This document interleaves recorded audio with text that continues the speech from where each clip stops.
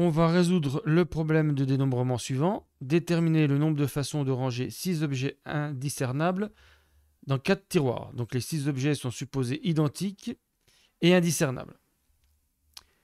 Donc je vous laisse réfléchir et je vous donne la correction. Alors on va dessiner. Donc par contre les 4 tiroirs, eux, sont numérotés. Donc T1, T2, T3, T4. Donc on prendra dans cet ordre-là. Alors par exemple, on va faire un rangement possible. Un objet dans le premier tiroir, 0 dans le deuxième, 2 objets dans le troisième, et puis 3 objets dans le dernier. Alors comment décrire cette situation? On peut associer 1, donc de la gauche vers la droite. Chaque séparation, on mettra 0. Donc là, on va mettre 1 pour le premier objet, puis la séparation. Il n'y a rien dans le deuxième, donc une deuxième séparation. 2 objets dans le troisième, une séparation et 3 objets.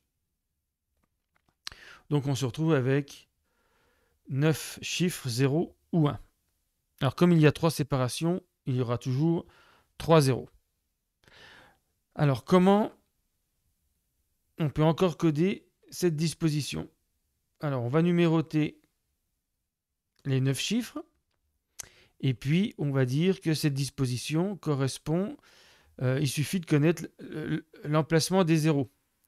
Donc par exemple ici c'est 2, 3, 6. Donc il suffit de connaître le nombre de ces combinaisons pour avoir le nombre de façons de ranger les 6 objets. Alors pour bien comprendre, si je prends par exemple la disposition 4, 5, 9. Donc ça c'est une partie à 3 éléments, ou une combinaison, on dit aussi, de l'ensemble 1, 2 jusqu'à 9.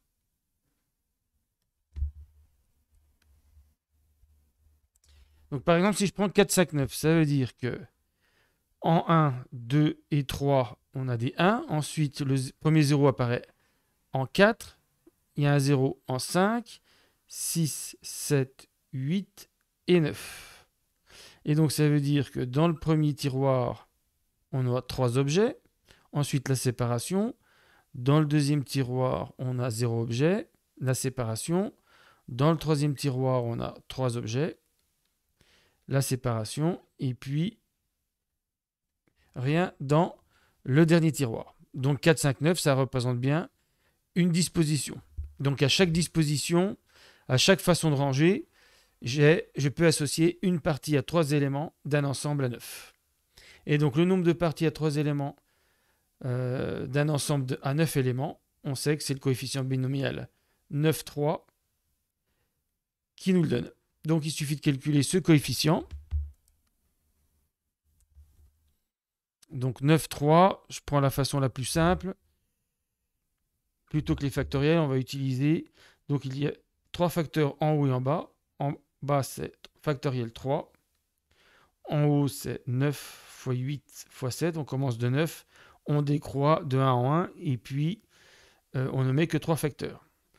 Ce qui donne, donc on peut simplifier ici par 3.